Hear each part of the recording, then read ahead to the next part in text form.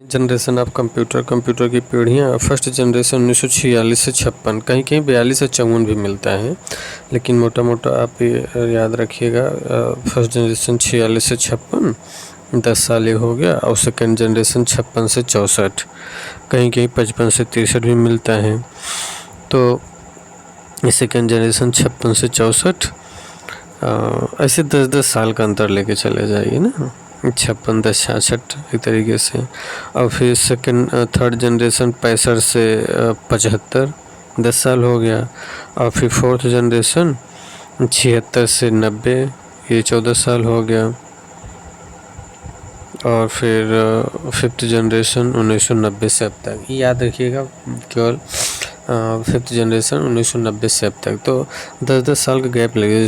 जैसे पहला जनरेशन 46 से 56 10 साल मान लेते हैं, और दूसरा भी सेकंड जनरेशन 56 से 66 मान लेते हैं, 66। और तीसरा जनरेशन जो है 66 से 76 मान लेते हैं। और फिर चौथी में 15 साल का अंतर कर देंगे ना, 76 से 90 कर देंगे, 14 साल का, ऐसे याद कर लीजिए। और पाँचवा 1990 से अब तक। सेकेंड जनरेशन 1956 से 1963, फर्स्ट जनरेशन 1942 से 1951, जैसे ऑप्शन के अकॉर्डिंग। फर्स्ट जनरेशन 1942 से 1951, सेकेंड जनरेशन 1956 से 63, और तीसरा जनरेशन 65 से 74, और चौथा 1974 से 1991, कहीं कहीं डेट का अंतर मिलता है।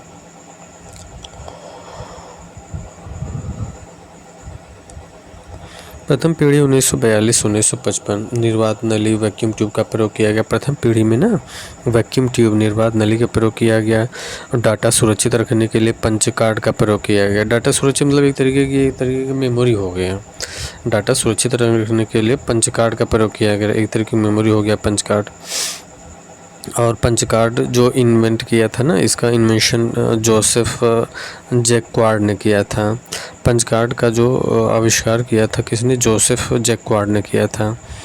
और कंप्यूटर में स्टोरेज के लिए मैग्नेटिक ड्रम का प्रयोग, कंप्यूटर में स्टोरेज के लिए मैग्नेटिक ड्रम का प्रयोग, अच्छा, कंप्यूटर में स्टोरेज के लिए मैग्नेटिक ड्रम का प्रयोग, डाटा सुरक्षित रखने के लिए पंच कार्ड का प्रयोग, स्टोरेज के लिए मैग्नेटिक ड्रम का प्रयोग, और डाटा सुरक्षित रखने के लिए पंच कार्ड का प्रयोग, और मशीनी भाषा में प्रोग्रामिंग का प्रयोग, मशीनी भाषाओं में। तो 4-5 चीज़ याद रखिएगा। एक तो प्रथम पीढ़ी 42 से 55 में तो वैक्यूम ट्यूब का प्रयोग, पंच कार्ड का प्रयोग डाटा सुरक्षित रखने के लिए, मैग्नेटिक ड्रम स्टोरेज के लिए, और मशीनी भाषा का प्रोग्राम। स्पीड 10⁻³ मिलीसेकेंड, स्पीड जो है ना 10⁻³ मिलीसेकेंड।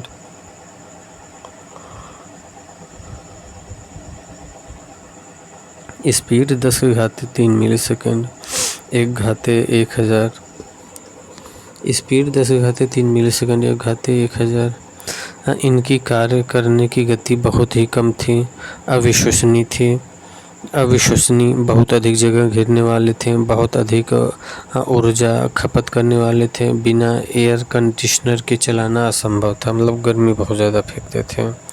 स्पीड जो था ना मिली सेकेंड 1/1000, मतलब 10⁻³ 10⁻³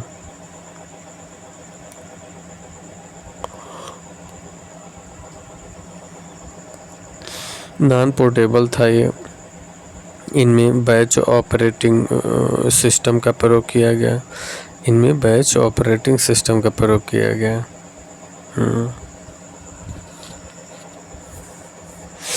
नॉन पोर्टेबल था ये, इसमें बैच ऑपरेटिंग सिस्टम का प्रयोग किया गया।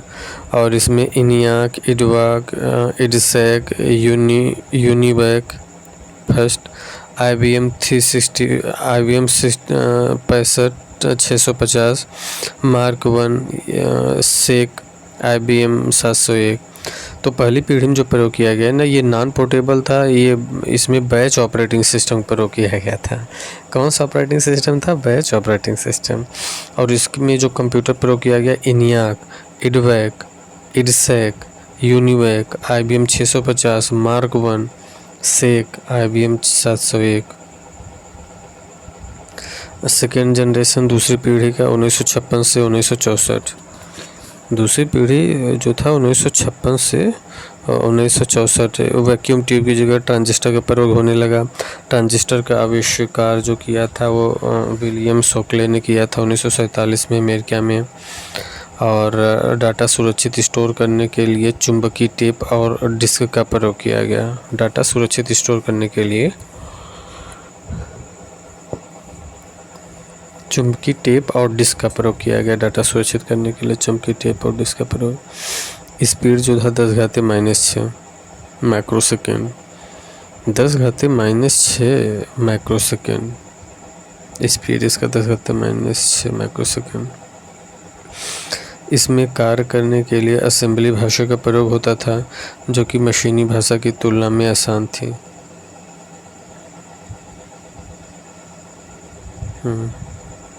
इसमें कार्य करने के लिए असेंबली भाषा का प्रयोग होता था जो कि मशीनी भाषा की तुलना में आसान थी।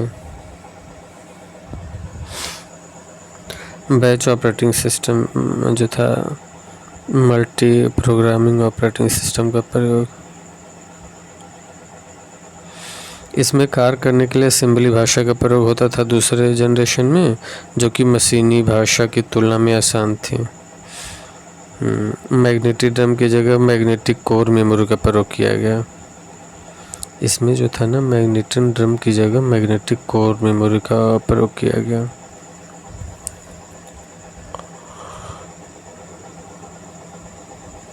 इसमें जो है मैग्नेटिक ड्रम की जगह मैग्नेटिक कोर मेमोरी का प्रयोग किया गया है।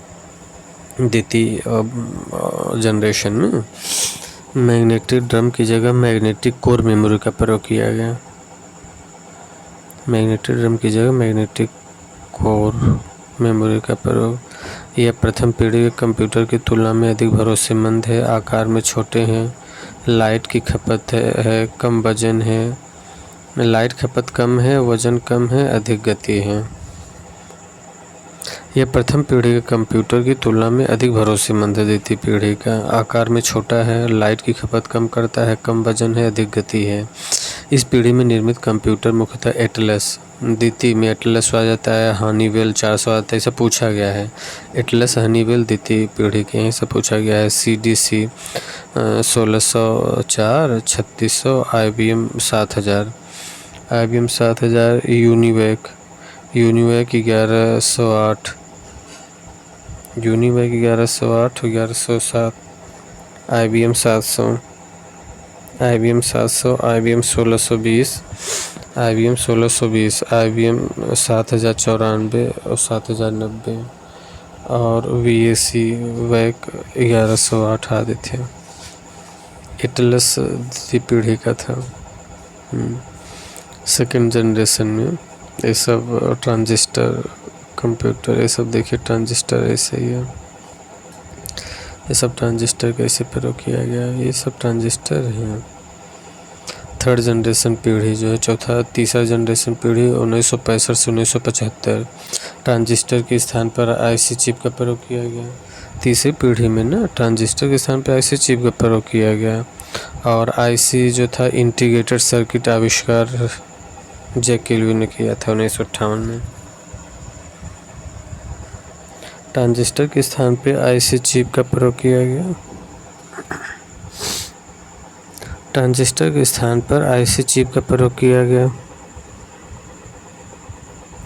ट्रांजिस्टर के स्थान पे IC चिप का प्रयोग किया गया तीसरी पीढ़ी में 1965 से 75 में। IC इंटीग्रेटेड सर्किट का आविष्कार जैक केल्विन ने किया था 1958 में। IC चिप सेमीकंडक्टर पदार्थ जो था सिलिकॉन या जर्मेनियम निर्मित थी। IC चिप जो सेमीकंडक्टर पदार्थ था, IC चिप सेमीकंडक्टर पदार्थ सिलिकॉन या जर्मेनियम से निर्मित। IC चिप सेमीकंडक्टर पदार्थ सिलिकॉन या जर्मेनियम से निर्मित है। उच्च स्तरीय भाषाओं का प्रयोग है। पहली पीढ़ी व दूसरी पीढ़ी की तुलना में साइज व वजन बहुत कम है। स्पीड तेज है, अधिक विश्वसनीय है। पहली व दूसरी पीढ़ी की तुलना में साइज व वजन बहुत कम है। स्पीड तेज है, अधिक विश्वसनीय है। रिमोट प्रोसेसिंग का प्रयोग किया गया है। इसमें रिमोट प्रोसेसिंग का प्रयोग किया गया, ऑपरेटिंग सिस्टम का प्रयोग किया जाने लगा। तीसरी पीढ़ी में ना पहली और दूसरी पीढ़ी की तुलना में साइज़ वजन बहुत कम है, स्पीड तेज़ है, अधिक विश्वसनीय है। तीसरी पीढ़ी में क्या हुआ, रिमोट प्रोसेसिंग का प्रयोग किया गया। तीसरी पीढ़ी में रिमोट प्रोसेसिंग का प्रयोग किया गया, ऑपरेटिंग सिस्टम का प्रयोग किया जाने लगा, रिमोट सेंसिंग का प्रयोग किया जाने लगा, रिमोट सेंसिंग का प्रयोग किया जाने लगा, ऑपरेटिंग सिस्टम का प्रयोग किया जाने लगा। रिमोट सेंसिंग का प्रयोग ऑपरेटिंग सिस्टम का प्रयोग किया जाने लगा, जिसमें सिस्टम के सभी आंतरिक कार्य ऑटोमेटिक हो गए, एक ही व्यक्ति चलाने में सक्षम था। ऑपरेटिंग सिस्टम का प्रयोग किया जाने लगा, जिसमें सिस्टम के सभी आंतरिक कार्य ऑटोमेटिक हो गए, एक ही व्यक्ति चलाने में सक्षम।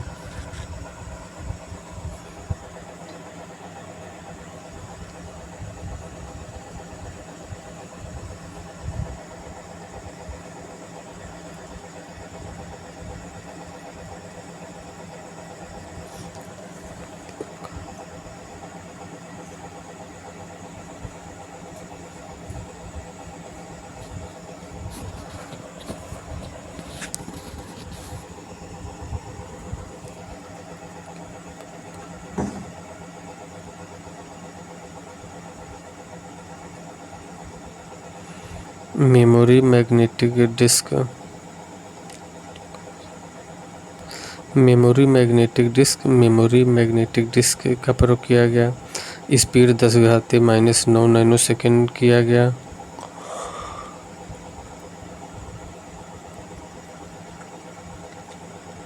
कीबोर्ड, मॉनिटर, रैम, रोम का प्रयोग किया जाने लगा।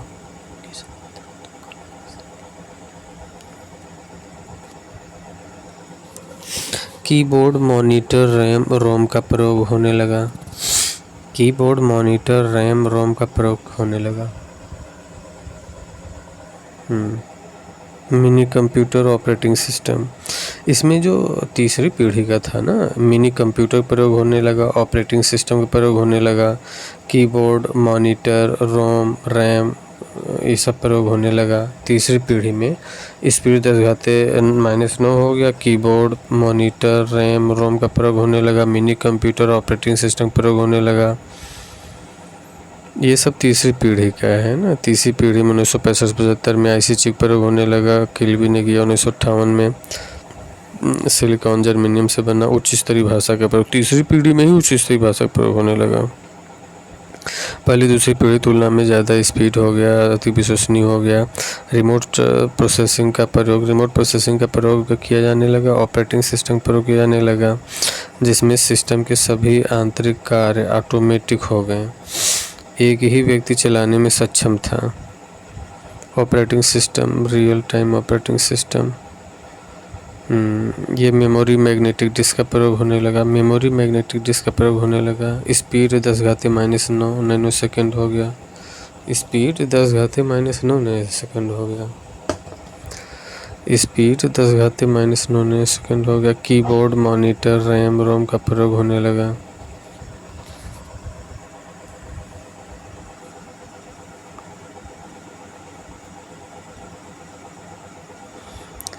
Speed 10⁻⁹ nanosecond. Keyboard, monitor, RAM, ROM का प्रयोग होने लगा।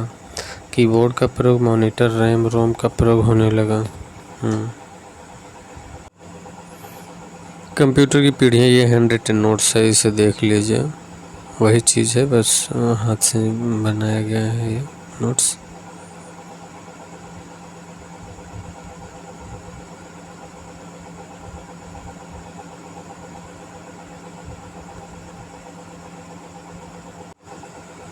तो हम देख रहे थे पहली पीढ़ी में जो 1946 से 55 था, वैक्यूम ट्यूब का प्रयोग किया गया। दूसरी पीढ़ी में 1956 से 63 ट्रांजिस्टर का प्रयोग किया गया। और तीसरी पीढ़ी जो 64 से 75 था, इसमें आईसी चिप का प्रयोग किया गया। जैक किल्बी ने 1958 में इसका आविष्कार किया था, सिलिकॉन का बना होता था। चौथा पीढ़ी देख लेते हैं। चौथा पीढ़ी 1975 से 1990, लगभग 15 साल। हाँ, कंप्यूटर के क्षेत्र में सबसे बड़ी क्रांति इसी पीढ़ी को माना जाता है, चौथा पीढ़ी को ना कंप्यूटर की सबसे बड़ी क्रांति।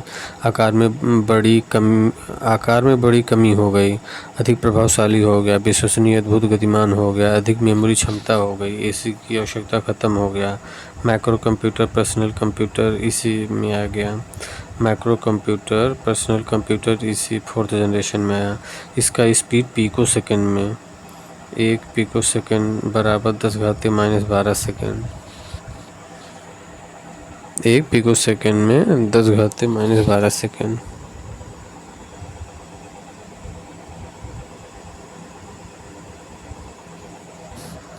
इस पीढ़ी के कंप्यूटर में विशाल एकीकृत सर्किट और VLSIC very large scale integration circuit का प्रयोग किया जाने लगा। इस LSI सर्किट में 3 लाख ट्रांजिस्टर के बराबर काम करने की क्षमता होती है, जिसको माइक्रो प्रोसेसर चिप कहा जाता है।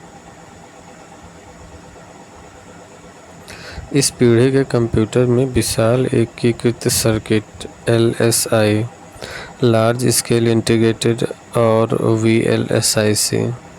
इस पीढ़ी के कंप्यूटर में विशाल एकीकृत सर्किट है।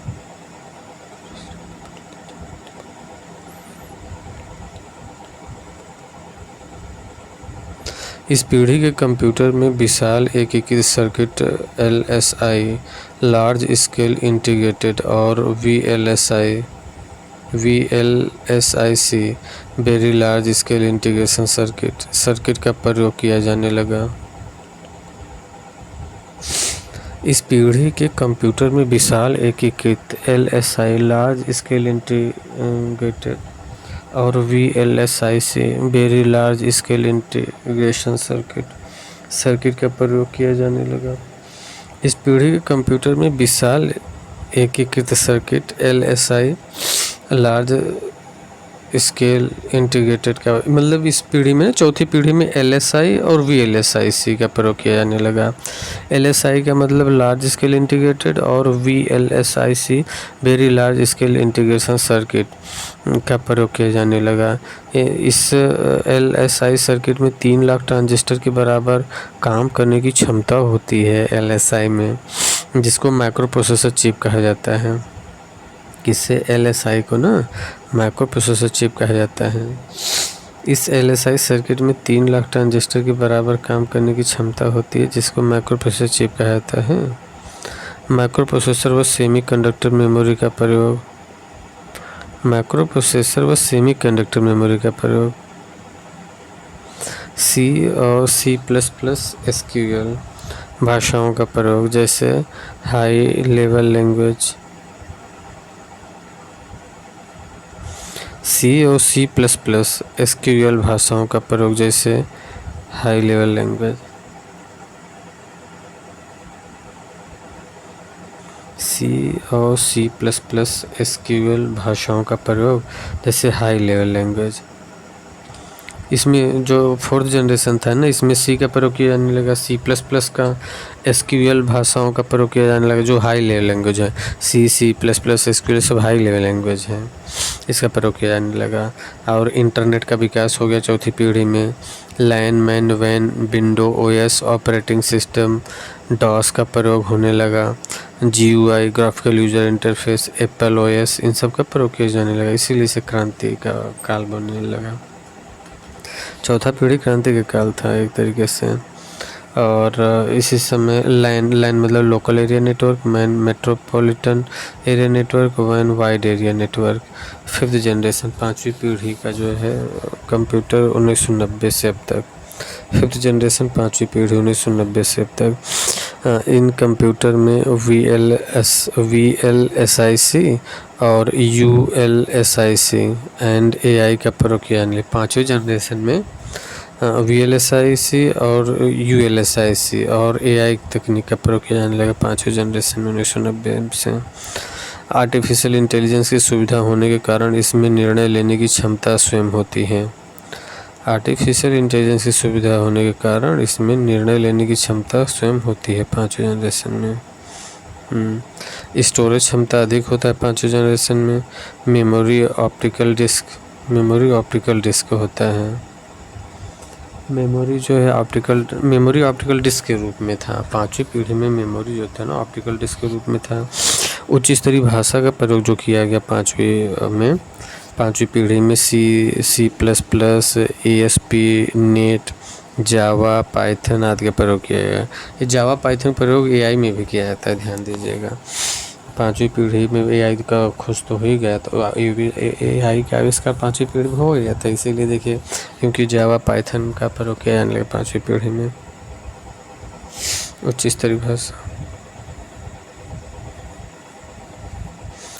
स्तरीय भाषा C++, ASP, नेट, जावा, पाइथन। विभिन्न आकार के कंप्यूटर जो है ना, इंटरनेट, मल्टीटास्किंग, एक से अधिक कार्य एक बार में करने का गुण। विभिन्न आकार के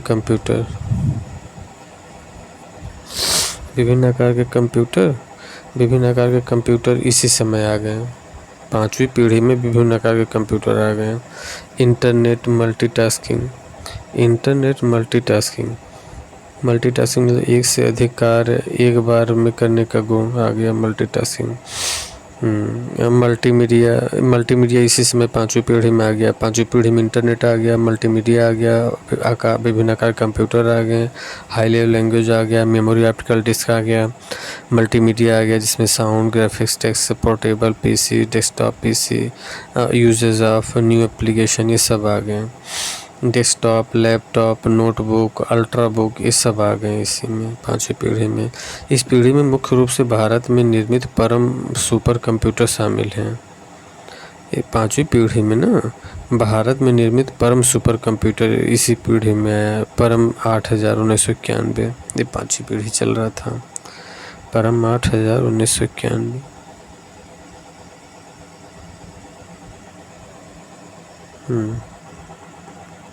fifth generation computer.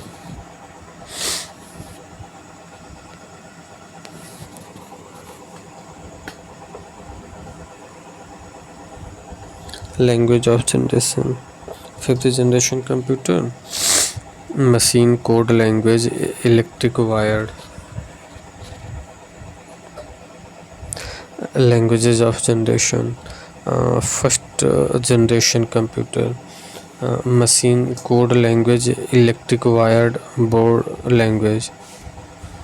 First generation computer, machine code language, electric wired board language. अच्छा, ये लैंग्वेज ऑफ जनरेशन। अच्छा, जो जनरेशन विभिन्न प्रकार का लैंग्वेज किया गया, जैसे पहले जनरेशन में जो लैंग्वेज प्रयोग किया गया, पहले जनरेशन में फर्स्ट जनरेशन कंप्यूटर में जो लैंग्वेज प्रयोग किया गया, मशीन कोड लैंग्वेज का प्रयोग किया गया, इलेक्ट्रिक वायर्ड बोर्ड लैंग्वेज का प्रयोग किया गया। पहले जनरेशन में machine code language, electric wired board language. Second generation computer में क्या किया, किस भाषा का प्रयोग किया गया, असेंबली लैंग्वेज प्रयोग किया गया। सेकेंड जनरेशन में ना कोबोल फोर्ट्रान लैंग्वेज का प्रयोग किया गया, असेंबली लैंग्वेज प्रयोग किया गया। सेकेंड जनरेशन में कोबोल फोर्ट्रान असेंबली लैंग्वेज प्रयोग किया गया। थर्ड जनरेशन में प्रयोग किया गया। थर्ड जनरेशन प्रयोग किया गया हाई लेवल लैंग्वेज का, बेसिक का, पास्कल का। फोर्ट्रान सेकेंड एंड फोर्थ का, कोबोल का, एल्गोल C का और PL1 का। ये सब थर्ड जनरेशन कंप्यूटर में।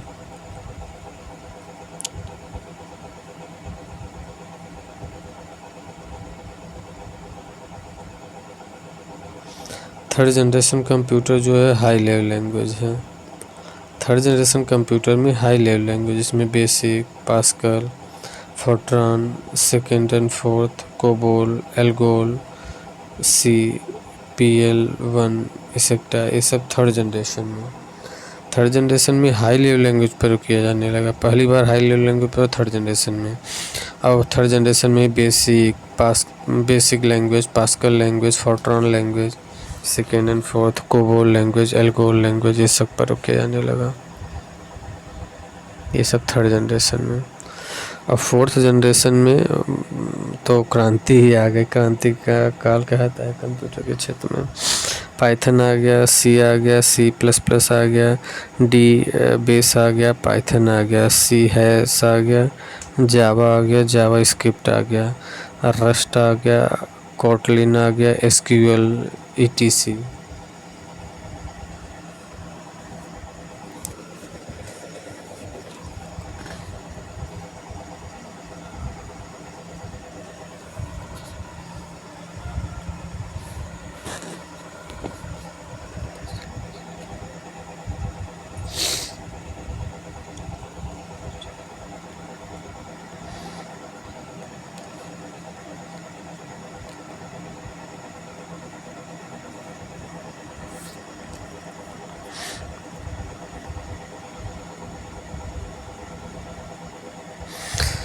Fourth generation Python, C++, dBase, Python, C++, Java, JavaScript, Rust, Kotlin, SQL etcetera, ये सब ना फोर्थ जनरेशन में प्रयोग किया गया। फिफ्थ जनरेशन में human language, ULSI, AI, ULSIC।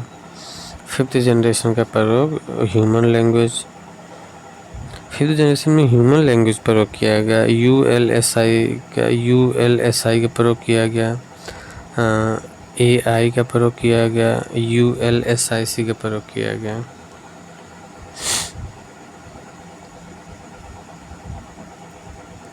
Fifth generation human language प्रयोग किया गया, ULSI, AI, ULSIC का प्रयोग किया गया।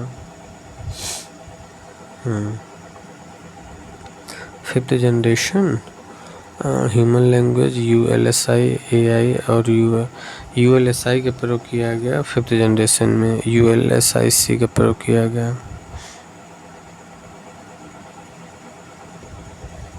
Computer of generations, first generation computer में कंप्यूटर जो मतलब फर्स्ट जनरेशन में कौन कौन से कंप्यूटर प्रयोग किए, मतलब जो हर प्रत्येक जनरेशन में जिस कंप्यूटर प्रयोग किया गया उसके बारे में बता रहा है। फर्स्ट जनरेशन में ENIAC computer, EDVAC computer, UNIVAC, SEC, IBM 701, IBM 650 का प्रयोग किया गया। सेकेंड जनरेशन में किस कंप्यूटर का प्रयोग किया गया, ATLAS का प्रयोग किया गया, IBM का प्रयोग किया गया, 1620, IBM 7090, 7094 और CDC 1604, CDC 3600, Honeywell 400, PDP 8, IBM 1401, UNIVAC। ये देखिए इसमें सेकेंड जनरेशन वाला 2 क्वेश्चन पूछा गया था। सेकेंड जनरेशन में एटलस का प्रयोग किया गया, हनीवेल 400 का प्रयोग किया गया। बाकी फर्स्ट जनरेशन वाला तो कई बार पूछा गया, इसमें ENIAC, EDVAC, UNIVAC, SEC का प्रयोग किया गया, IBM का। और थर्ड जनरेशन में जो जिस कंप्यूटर प्रयोग किया गया, CDC 6600, IBM 360, थर्ड है ये है 360, 370, 360, 370 किस में है, थर्ड में, 3 दूनी 6। और PDP 811, Honeywell 6000, IBM 360, IBM 760, 168, TDC 316, ICL 2900 और DEC सीरीज, UNIVAC 1108।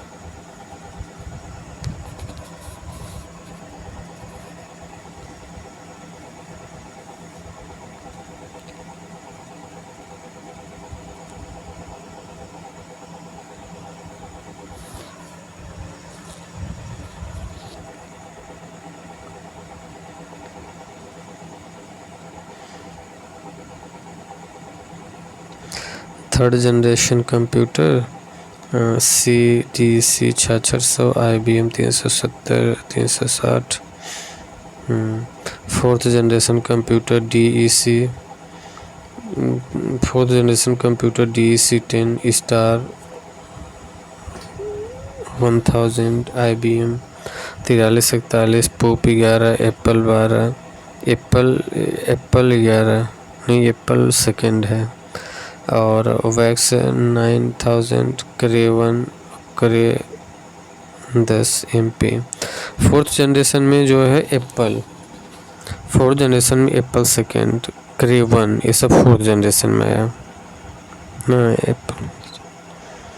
एप्पल 4 और करे 1 ये सब 4th जनरेशन में। 5th जनरेशन ऑफ कंप्यूटर, पाँचवीं जनरेशन कंप्यूटर प्रयोग किया गया। परम सुपर कंप्यूटर, 5वीं जनरेशन में परम सुपर कंप्यूटर प्रयोग किया गया। Desktop, laptop, palmtop, notebook, ultrabook, Chromebook, IBM Pentium, ये सब प्रयोग किया गया।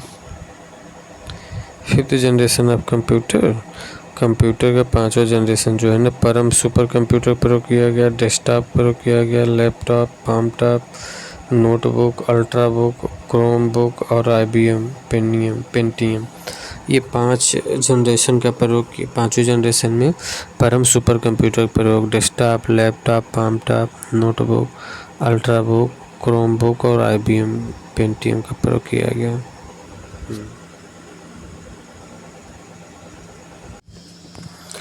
फर्स्ट जनरेशन में वैक्यूम ट्यूब का प्रयोग किया गया। और फर्स्ट जनरेशन का जो करैक्टरिस्टिक्स था कि इसमें मशीन लैंग्वेज प्रयोग किया गया, ह्यूज साइज इसका था, हाईली एक्सपेंसिव था और हाई कंजम्पशन ऑफ इलेक्ट्रिसिटी ज़्यादा प्रयोग करता था। तो फर्स्ट जनरेशन में जो कंप्यूटर प्रयोग किया गया, ENIAC, UNIVAC, IDVAC, IRSAC, IBM 701, ये सब का प्रयोग। द्वितीय जनरेशन में जो है ट्रांजिस्टर का प्रयोग किया गया। ट्रांजिस्टर प्रयोग किया गया, मैग्नेटिक टेप का प्रयोग किया गया द्वितीय जनरेशन में। और द्वितीय जनरेशन में बैच प्रोसेसिंग का करेक्टरिस्टिक्स था, इसमें batch processing, multi programming OS प्रयोग, एक्सपेंसिव अधिक था, फोर्ट्रॉन कोबोल भाषा का प्रयोग किया गया। सेकेंड जनरेशन जो कंप्यूटर बना, IBM 7000, CDC 1604, Atlas, NCR 304, Honeywell 400। तो ये एटलस और हनीवेल 400 ये पूछा है कि द्वितीय जनरेशन में बनाया गया। तीसरे जनरेशन में जो बना, इंटीग्रेटेड सर्किट आया और इसमें इसकी विशेषता जो थी, remote processing, time sharing, multi programming OS का प्रयोग किया गया। और ये faster, compact and cheaper, pascal, PLA basic, ALGOL 64, ये सब हैं। पास्कल, PLA बेसिक, एल्गोल 64 ये सब है। और कंप्यूटर का प्रयोग जो है, इसमें इंटीग्रेटेड सर्किट कंप्यूटर का प्रयोग किया गया, IBM 360, 370, PDP 8 और CDC 6600। चौथी जनरेशन में VLSI माइक्रो प्रोसेसर